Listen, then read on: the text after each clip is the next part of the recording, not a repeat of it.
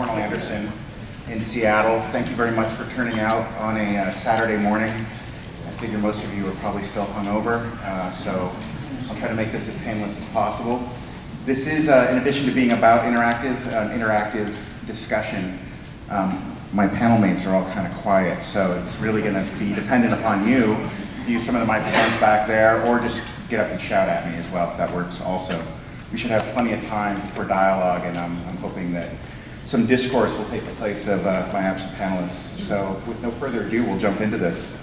The title of today's talk is Interactively Branded. That's pretty broad. What we're going to discuss is some of the history of interaction design and how it applies today in terms of doing good work with technology, both on the web but also built environments. So why do we like it? Interaction is beautiful. This is actually my favorite form. Well, I've been doing digital interaction design for about 20 years now. The pop-up book, I think, still reigns supreme. It evokes a sense of wonder and mystery. It's also just plainly attractive. We think about games like this. We set one ball knocking, and middle managers can stare dumbfounded for hours looking at kinetic toys. I don't know, it's a certain genre of desk art. Another old favorite of mine, Rock'em Sock'em Robots, analog interactive. A theme that's going to come up a couple of times today is that good interactive doesn't necessarily require zeros and ones. Birds do it, bees do it. Even at the core of quantum mechanics, we see interactivity. The tool using apes, you can find examples of this all through nature. The truth is we're just hardwired for it, and when we think about designing, while it may not be for the crocodile brain, it certainly is for the hominid brain.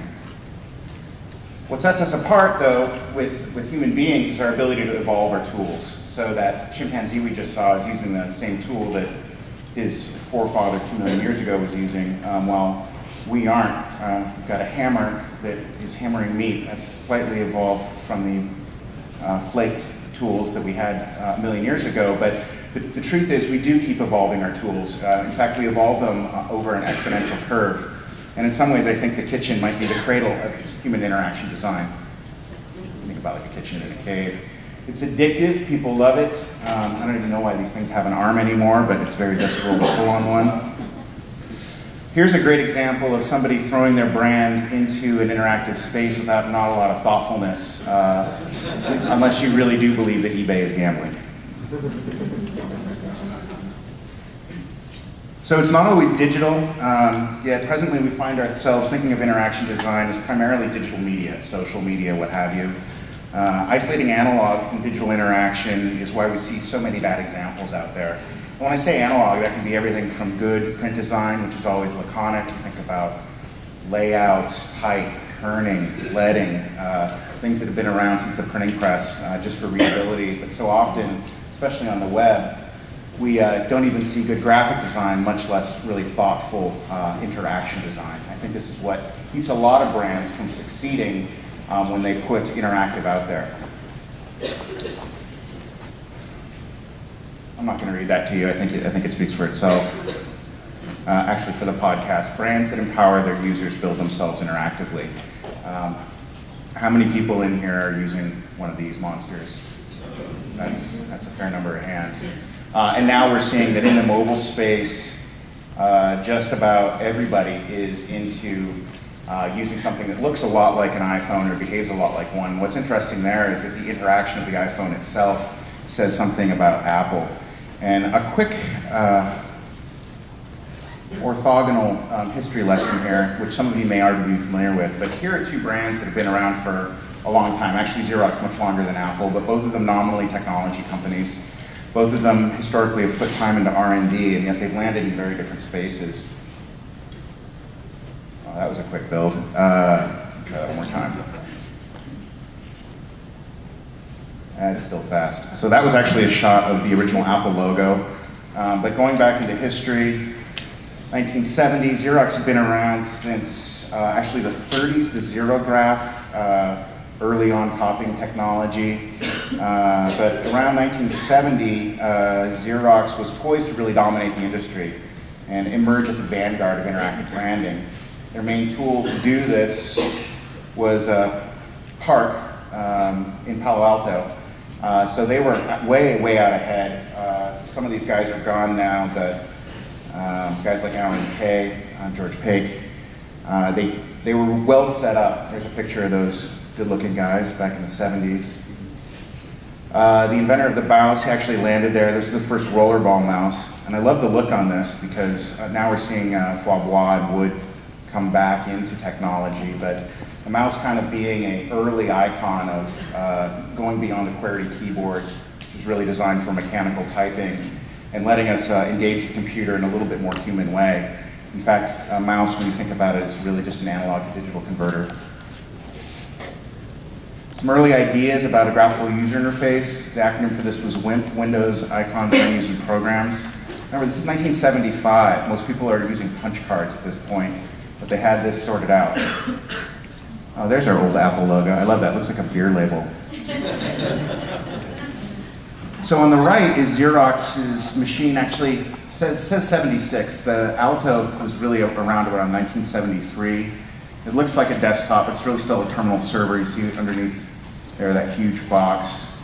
This thing had a crank-in hard drive. I think it might have been 5 megabytes. What was interesting is it had a graphical user interface, had Ethernet, had a mouse, had email, and the aforementioned hard drive, all in 1973. And again, I think I described what else was going on in the world. And while it isn't exactly miniaturized, it is for its day. I love that tape storage. I think that's supposed to be a picture of Wozniak in the original Apple garage there. I love his hi-fi. These guys were experimenting and doing R&D. It was 2 guys in a garage versus all the powers of Xerox in Palo Alto. And something has changed very radically, and it happened pretty quickly. The Apple I, again, that organic wood look. I think Hewlett-Packard's coming out with a wooden laptop next year. This is lovely. So look at these 2 brands. 1977, Xerox has not figured out that personal computing is going to be important. Apple has. So they're trying to sell copiers. Apple's trying to stand for something more. Our erstwhile founder. Here on the right, a very early Apple. I think it's actually a Lisa. On the left, we have Xerox. There's the Apple II. And what happened around this time frame was Xerox had a computer called the Star, which was a miniaturized version of the Alto.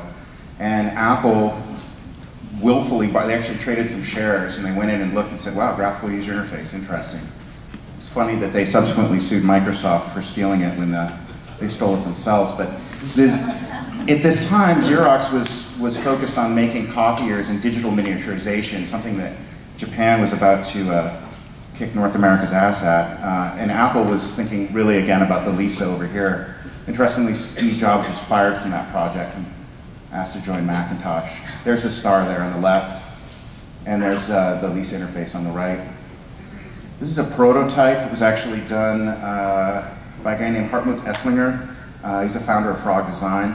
I think it's interesting there that we see interactivity, and we envision the paperless interface in 1983, and here we are all these years later and still kind of trying to figure that out, trying to figure out what digital means. The Kindle maybe being a good example of that. There's another early example. A lot of people think that Apple's ripping off Braun from the 60s. This is 83, and why did it take them so damn long?